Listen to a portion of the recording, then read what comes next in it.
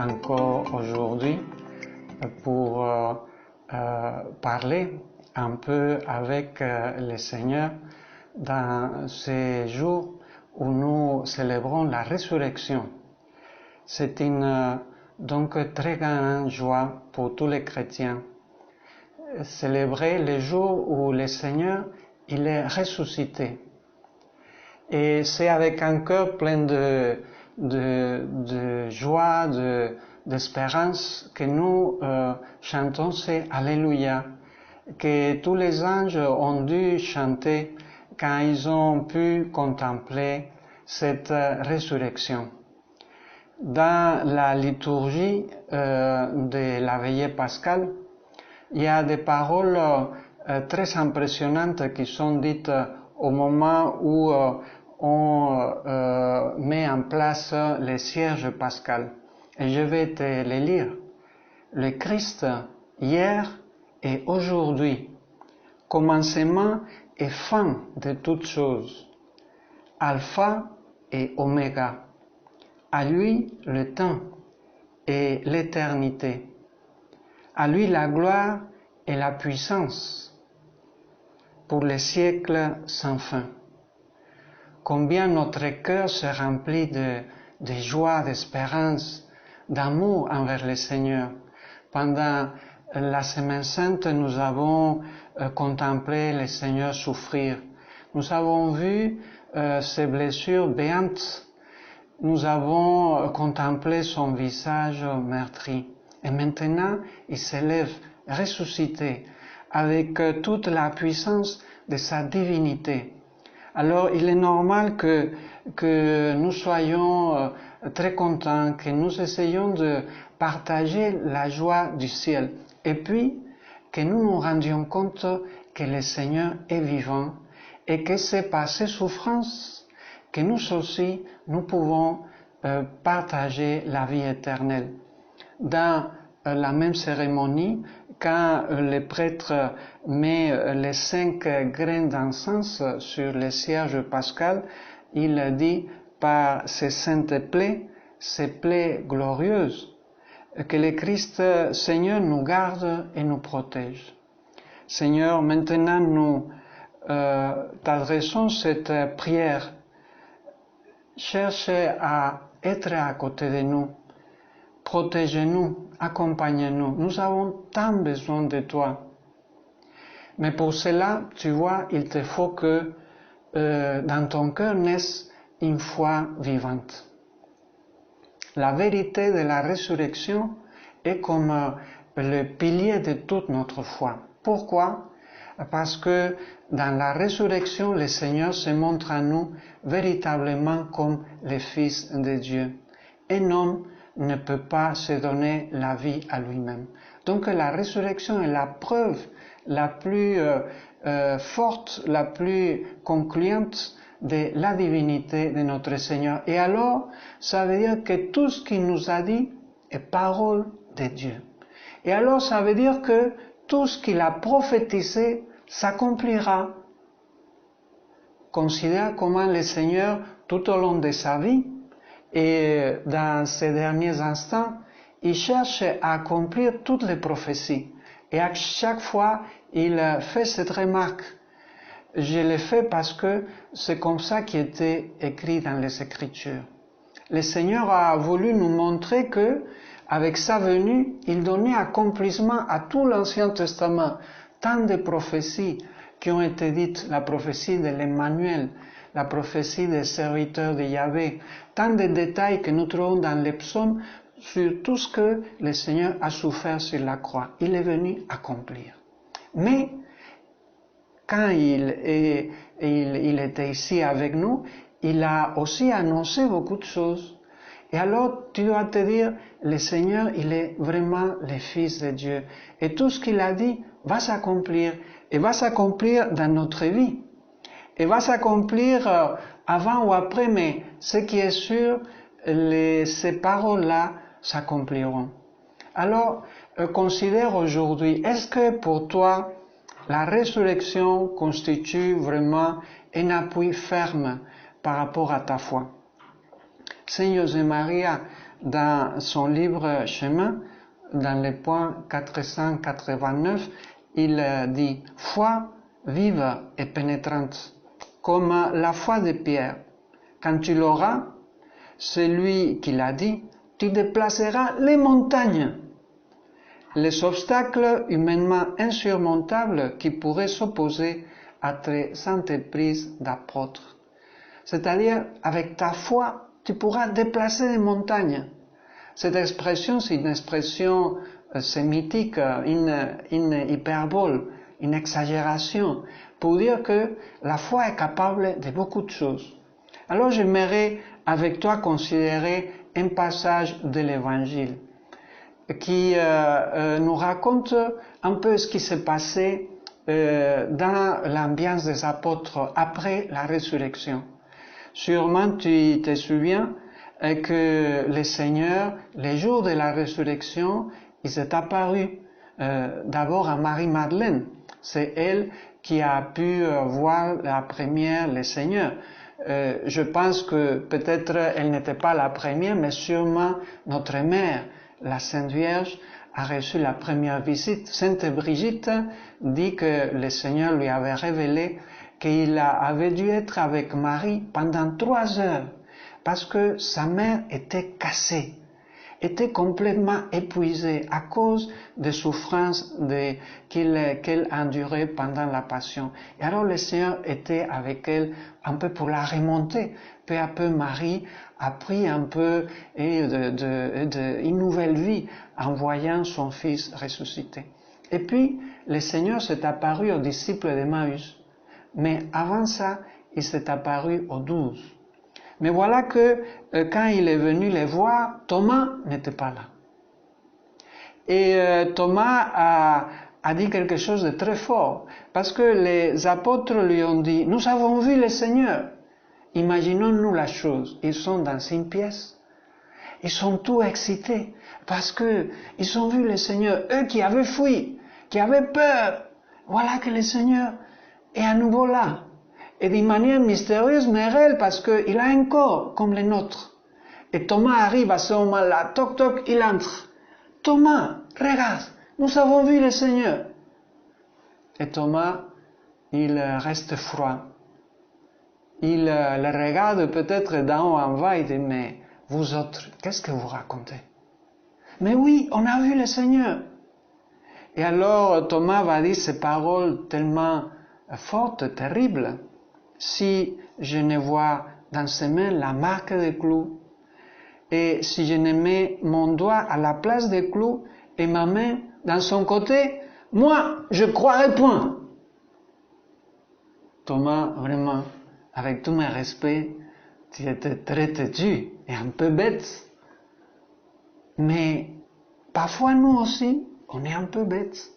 Parfois aussi nous avons cet esprit fermé, incapable de voir les signes des temps, incapable de voir ces clins d'œil que le Seigneur nous fait, incapable de voir ces invitations qui nous s'adressent pour que on ait confiance en lui et on reste avec notre vision courte. On ne fait pas confiance aux autres. On fait pas confiance au Seigneur. Est-ce que je suis un peu comme Thomas? Ceci peut arriver comme dans le cas de Thomas, parce que peut-être j'ai eu une contrariété, une difficulté. Thomas, c'est sûr, aimait beaucoup le Seigneur.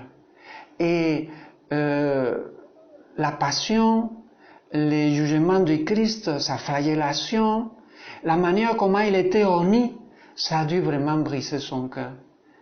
Et il a dû être extrêmement déçu. Lui qui avait mis tout son espoir dans le Seigneur, et puis tout s'écroule. Et Thomas a réagi comme en s'enfermant lui-même. Mais voilà que l'Évangile nous raconte que 8 jours après, les disciples étaient encore dans les mêmes lieux. Et Thomas, il était là. Et Jésus est venu. Les portes étaient fermées, mais le Seigneur est entré, on ne sait pas comment. Et il leur a dit, paix avec vous. la paix avec vous, shalom. Cette salutation qui était habituellement utilisée parmi les Juifs. Et puis, le Seigneur s'est adressé à Thomas directement. Ah, Thomas, je n'aimerais pas être à ta place. Qu'est-ce que Thomas a dû ressentir? Peut-être il a commencé à trembler. Nous ne le savons pas. Mais Jésus, sûrement avec un regard d'affection, parce qu'il connaissait la trempe de Thomas, il savait que c'était vraiment de quelqu'un de très bien. Il lui dit, mets ici ton doigt et regarde mes mains. Et le Seigneur a montré sa main trouée. Approche aussi ta main et mets-la dans mon côté. Et ne sois pas incrédule, sois croyant. Alors Thomas est complètement désarmé. Sûrement s'est approché du Seigneur et en se mettant à genoux, il a dit ces belles paroles, cet acte de foi, mon Seigneur et mon Dieu. Nous pouvons le répéter maintenant dans notre cœur. Mon Seigneur et mon Dieu. Je crois vraiment que tu es ressuscité. Je crois vraiment que tu es au ciel, que tu as pris chair de la Vierge Marie. Je crois vraiment que tu es le Fils de Dieu. Et je crois vraiment que tu peux me sauver. Que tu es Alpha et Oméga, c'est-à-dire le principe d'où nous venons. Et l'Oméga, la dernière lettre de l'alphabet, c'est-à-dire la fin vers laquelle nous allons. Donc, comprends bien que quand nous disons que Jésus est l'alpha et oméga, ça veut dire que ta vie est dans ses mains. Ça veut dire qu'un jour, il va te juger, toi et moi. Il va nous juger. Il va venir, il va apparaître dans le ciel accompagné de ses anges. Et il va se montrer tel qu'il est, le Fils de Dieu. Ce qu'il a voilé pendant sa vie sur terre. Là, ça sera dévoilé. Saint José-Marie a dit à ce propos, tournons à nouveau nos regards vers le Maître. Peut-être entends-tu toi aussi en ce moment les reproches adressés à Thomas. Porte ton doigt ici, vois mes mains, avance ta main et mets-la dans mon côté. Ne sois pas incrédule mais croyant. Et du fond de ton cœur, tu t'écrieras avec l'apôtre dans un élan sincère, mon Seigneur et mon Dieu. Je te reconnais pour mon Maître à tout jamais. Et avec ton secours, je garderai comme un trésor tes enseignements et je m'efforcerai de les suivre loyalement. Parce que tu vois, la foi dans notre Seigneur doit avoir des conséquences. Et une chanson très belle d'un chanteur latino-américain qui dit « Si tu as la foi, tu marcheras sans peur, parce que Jésus chemine à ton côté. » Dans ta vie, il y a la peur. Est-ce que dans ta vie, il y a l'inquiétude? Tu crois vraiment que le Seigneur t'entend? Il y a une anecdote sympathique d'une petite fillette de 6 ans. Elle avait travaillé à l'école. Sa maman est venue la prendre. Et puis, cette maman avait l'habitude d'aller faire une visite au Saint-Sacrement, un petit moment d'adoration. Donc, ils sont entrés dans la salle d'adoration. Et puis, la petite qui avait son cahier dans lequel il avait gribouillé des choses, il est allé jusqu'au là où était l'ostensoir et puis il a laissé son cahier dessus. La maman l'a regardé un peu étonnée et puis les personnes qui étaient là et puis elle est revenue tout contente. Et puis la maman lui a dit « Mais qu'est-ce que tu as fait ?»« Mais maman, j'ai laissé mon cahier à Jésus. Et même si tu ne vois pas, lui il passe les feuilles et il lit ce que j'ai écrit. » La maman a souri. Et dans ces gestes enfantins, nous voyons une foi véritable. Parce que ton cahier à toi aussi, le Seigneur le lit. Il sait très bien. Depuis que tu étais au sein de ta mère, lui, il était là. Quand on t'a fait sortir et que tu as commencé à pleurer et que peut-être la sage-femme t'a tapé un peu dans le derrière, le Seigneur était là. Et quand tu as commencé à dire papa, maman, quand tu as commencé à courir, quand tu es parti à l'école, quand tu as fait tes premiers pas dans ta vie, le Seigneur était à ton côté. Maintenant, c'est à toi d'être à côté de lui. Comme Thomas, avoir foi. Et le Seigneur va dire à Thomas, parce que tu m'as vu Thomas, tu as cru. Heureux ceux qui n'ont pas vu et qui ont cru. J'aimerais que le Seigneur puisse nous compter parmi ces personnes heureuses qui croient sans avoir vu. D'autres textes dans l'Évangile nous parlent du manque de foi. Par exemple, quand le Seigneur n'est pas avec les 12, et eux ils sont sur la barque, c'est la nuit, et puis voilà, soudainement, le Seigneur apparaît en train de marcher sur l'eau. Incroyable! Et Pierre, qui avait toujours un cœur très chaud, dit au Seigneur, Seigneur, appelle-moi pour que j'aille vers toi. Et le Seigneur lui dit, viens. Et alors Pierre commence à marcher sur l'eau. Mais peut-être il y a un peu de vent, quelques petites vagues, et peut-être il a commencé à se dire, mais qu'est-ce que je fais en train de marcher sur l'eau? Et alors il a commencé à s'enfoncer. Et le Seigneur est venu. Pierre a appelé au secours. Et le Seigneur a tendu sa main. Et il a dit cette phrase qui peut aussi peut-être nous être adressée. Homme de peu de foi, pourquoi as-tu douté? Homme de peu de foi.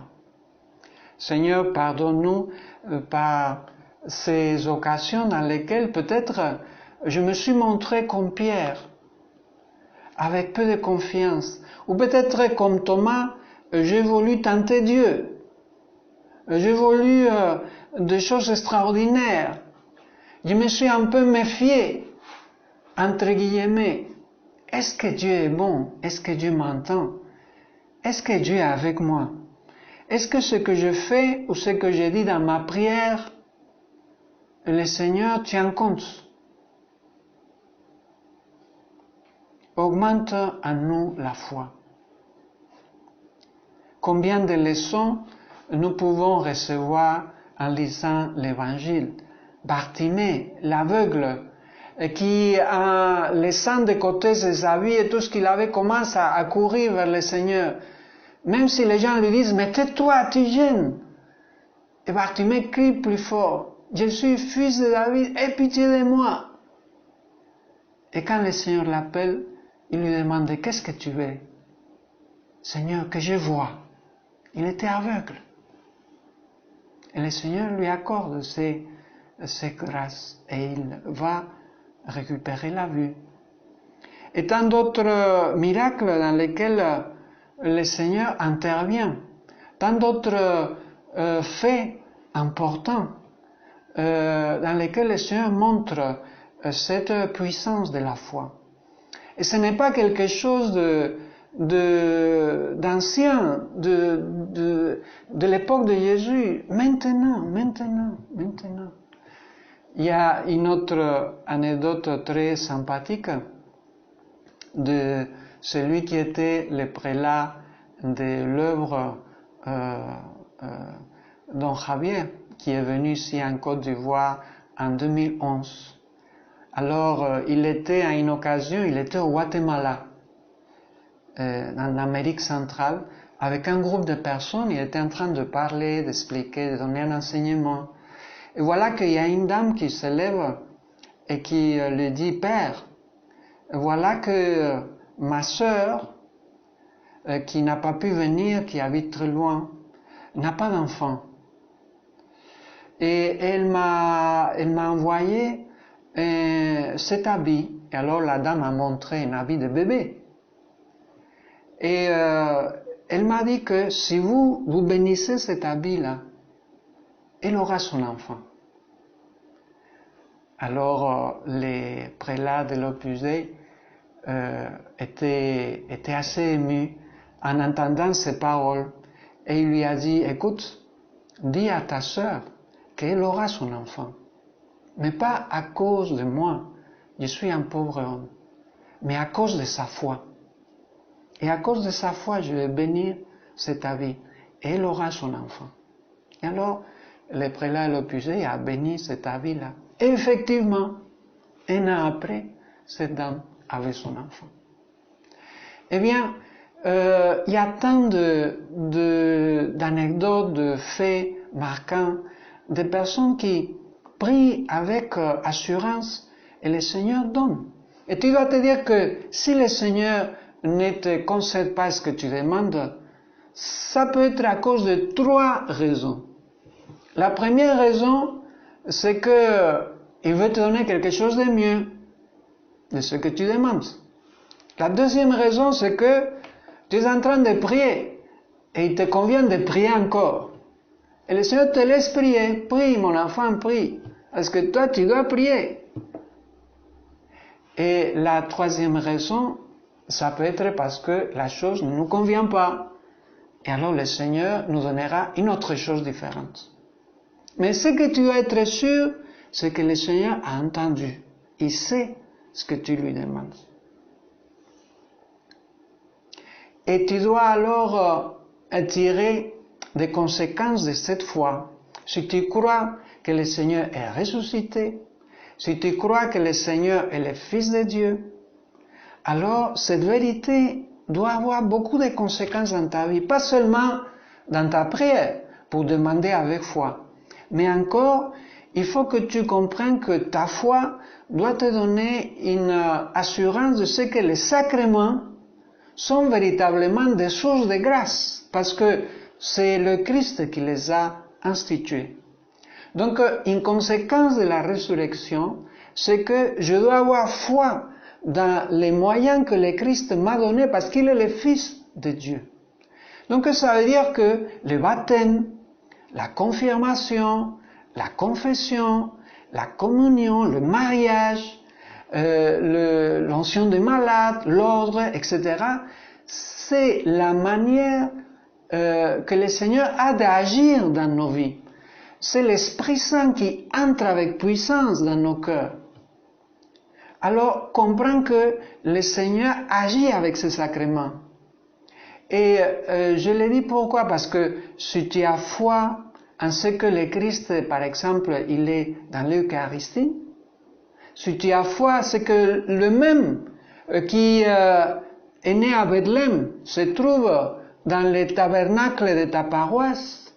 Si tu crois que vraiment celui qui est mort sur la croix, tu peux le recevoir dans la communion, alors je ne comprends pas le fait qu'il y ait des personnes qui, une journée passe, 2 journées passent, une semaine passe, et ils ne vont pas se mettre devant le tabernacle pour dire quelque chose au Seigneur. Ou bien le temps passe et on ne communie pas, on ne donne pas d'importance. Si tu crois vraiment que le Seigneur est ressuscité et qu'à travers le baptême, il a donné la grâce, l'état de grâce en ton âme, comment est-ce que tu peux te laisser aller au péché grave? Il y a un problème. Et si jamais tu es tombé par fragilité, comment est-il possible que tu ne cherches pas à te confesser rapidement? Ça veut dire que tu n'as pas la foi. Une personne qui laisse passer le temps et n'a pas recours à la confession, pourquoi il le fait? Parce qu'il n'a pas la foi. Une personne qui ne va pas à la messe, c'est parce qu'il n'a pas la foi. Non, c'est que je suis très occupé. C'est pas vrai, c'est pas vrai. C'est pas vrai. J'ai raconté déjà quelquefois une autre anecdote sympathique avec un jeune avec lequel je parlais. Et il il était à Yopougon. Et on parlait de la messe justement. Et il me disait, vraiment c'est difficile d'aller à la messe. C'est chez moi à 6h15. Je lui ai dit, 6h15, tu ne peux pas te lever. Ah vraiment mon père, c'est compliqué. Je lui ai dit, d'accord. Alors, imagine-toi que le curé le dimanche dit que le lundi matin, 6h15, il va donner 10 millions à chaque paroissien qui sera à la messe. Est-ce que toi, tu te lèverais? Les jeunes ont ouvert les yeux comme ça. 10 millions! Waouh! Comment? Je suis là à 3h du matin, le premier. Ah, d'accord. Bon. Et alors, j'ai commencé à lui dire, et si on donne 5 millions? J'ai commencé à réduire. 5 millions? Waouh! Mais je peux m'acheter une voiture? Oui, je suis là. Et si on donne 3 millions? Et si on donne 1 million? Donc, en fait, j'ai fait une vente aux enchères. Vente aux enchères de Dieu. Vous savez, là où il s'est arrêté? À 3000 francs. Il dit à 3000 francs là, il ne se lève pas pour aller à la messe. Et alors je lui ai expliqué, tu vois, pour toi Dieu vaut 3000 francs. Parce qu'à cause de 5000 tu te lèves. C'est-à-dire que tu ne te rends pas compte que dans la messe, tu reçois beaucoup plus que 10 millions. Pourquoi tu ne te rends pas compte? Parce que tu n'as pas la foi. Tu ne crois pas que vraiment soit Dieu qui agit dans ton âme. Tu ne crois pas. Voilà souvent les problèmes auxquels nous sommes confrontés. Notre foi est très faible. Et la foi dans les sacrements va m'amener à protéger mon état de grâce, va m'amener à fréquenter le Seigneur dans l'Eucharistie, va m'amener à donner une grande importance au mariage, par exemple. Si tu es marié, sache que pour faire face à toutes les difficultés qui peuvent se présenter, tu as la grâce du mariage. Le Seigneur t'a donné cette grâce impressionnante pour pouvoir aller de l'avant et construire une famille comme il se doit. Tu as le Seigneur avec toi. Donc tu dois avoir foi dans la résurrection et donc foi dans ces moyens que le Seigneur t'a donnés.